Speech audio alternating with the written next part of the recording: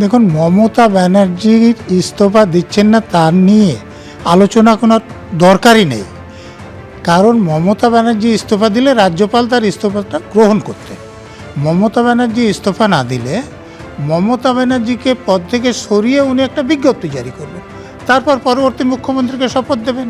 যিনি বসাতে পারেন, নিযুক্ত করতে পারেন, তিনি সরাতেও পারেন, সেখান থেকে রিমুভ করতে পারেন, ডিসমিস করতে পারেন। কিচ্ছু দরকার নেই, রাজ্যপাল মমতা ব্যানার্জিকে পদ থেকে সরিয়ে দিয়ে পরবর্তী মুখ্যমন্ত্রী যিনি নির্বাচিত হবেন লিডার, তাকে শপথ পড়িয়ে দেবেন।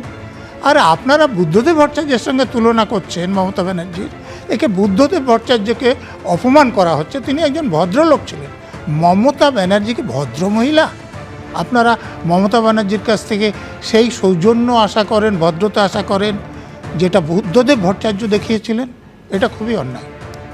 কিন্তু আমি এইখানে একবার বিমল শঙ্কর নন্দর কাছে আসতে চাই। বিমলদা, আপনি, আমি জানি না আপনি পুরো প্রেস কনফারেন্সটা দেখেছেন কি না, তিনি বলছেন যে গণতন্ত্রের যে রায়টা আজকে হলো, যেখানে গতকাল একেবারে মুক্ত, মানে আমি বলছি প্রচুর ভোট, অবাধে ভোট দিয়েছেন মানুষ এবং আপনাদের পরবর্তী 5 বছরের জন্য নির্বাচিত করেছেন, সেইখানে মমতা বন্দ্যোপাধ্যায় বলছেন, আমি বিমলদের কাছে যাওয়ার আগে দর্শকদের দেখাবো, মমতা বন্দ্যোপাধ্যায় বলছেন একটা ইতিহাসের কালো দিন। আমি এই বিষয়টাতে কি বলেছেন আসবো বিমলদের কাছে, তার আগে কি বলেছেন মমতা বন্দ্যোপাধ্যায় এই সাংবাদিক বৈঠকে দেখাবো দর্শকদের। কেন, কিসের জন্য? আমরা তো হারিয়ে নিয়ে যাবো। হারলে আমি যদি শপথ দিতে যেতাম তাহলে আমি রেজিগনেশনটা করতাম। এখন তো কোয়েশ্চেন ডাজন্ট অ্যারাইজ। জোর করে, দখল করে যদি কেউ মনে করে যে আমি কি রেজিগনেশন দিতে হবে, no, not that. Now also I want to say that we didn't lose the election. It is their forceful attempt to defeat us. Officially they may, through election commission, can defeat us. But morally I am telling you that we won the election. মানে অবাধ ভোটে যেখানে বিজেপিকে পরবর্তী 5 বছরের জন্য বিমলদা একেবারে বেছে নিচ্ছেন সাধারণ মানুষ, এই রাজ্যের ভোটাররা, এবং সেইটাকে মমতা বন্দ্যোপাধ্যায় বলছেন ইতিহাসের কালো দিন। আমি বলছি এই অবাধ ভোটটা, গণতন্ত্রের উৎসবকে যদি ইতিহাসের কালো দিন বলেন, তার জয় পরাজয়কে ইতিহাসের কালো দিন বলেন, যেটা মমতা বন্দ্যোপাধ্যায় কিছুক্ষণ আগে দর্শকদের শোনালাম, যেটা বললেন যে আমি কেন রাজভবনে গিয়ে ইস্তফা দেব, গণতন্ত্রের কোন উজ্জ্বল উদাহরণ আপনি রাখলেন?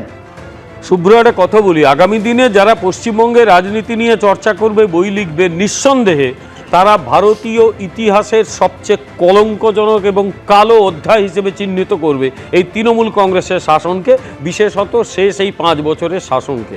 একটা শাসক এবং সেই দলটা কত নির্লজ্জ হতে পারে, কত অগণতান্ত্রিক হতে পারে এবং কত সংবিধান বিরোধী হতে পারে, এই কথার মাধ্যমে তা প্রমাণিত হয়।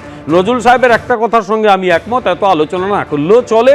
ওনার যেদিন টার্ম শেষ, যেদিন শপথ নিয়েছিলেন 5 বছরের শেষ, উনিও চলে যাবেন, নতুন সরকার শপথ নেবে, ওনাকে সে নিয়ে গুরুত্ব দেওয়ার দরকার নেই। But the mindset is important. এখানে দেখে নিতে হবে এই রকম মানসিকতার একজন পলিটিক্যাল লিডার গত 15 বছর ধরে পশ্চিমবঙ্গকে শাসন করেছে। এবিপি আনন্দ, এগিয়ে থাকে, এগিয়ে রাখে।